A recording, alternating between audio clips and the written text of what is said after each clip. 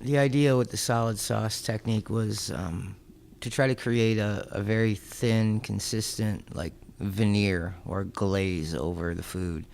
It started out pretty much more driven towards aesthetic than actual function, but it turned into something that we found really useful in order to lay a very consistent thin sheet over whatever we chose.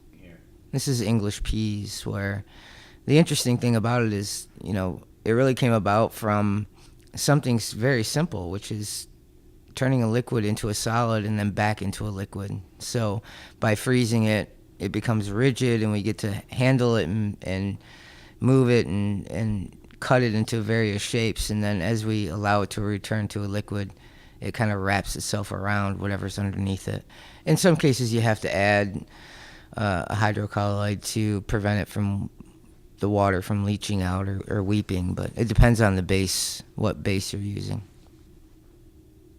We flip it just to help get it off the actual acetate. It's just a process that helps us get it off the plastic in a solid shape.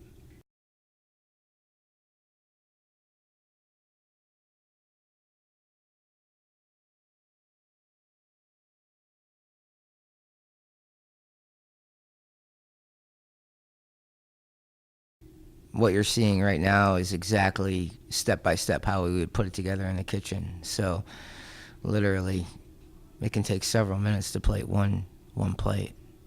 The sauce sheet can melt anywhere from 30 seconds to a couple of minutes, depending on, again, if we're talking about a dessert application that has sugar in it, it's going to be different than a completely savory application that has no sugar.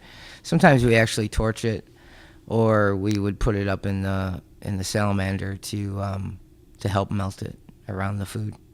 Yeah, it does function as a sauce. It's really, by the time the guest gets it, it's virtually back into a liquid. It's like an extremely light puree or a coulis almost type sauce. So, and like I said, the interesting part about it is it gives the cook the ultimate control. Whereas if you are saucing from a spoon, you might get areas of the plate that have more sauce or a thicker amount of sauce, but this is a completely consistent layer of sauce, so that realistically every bite is going to have the same amount.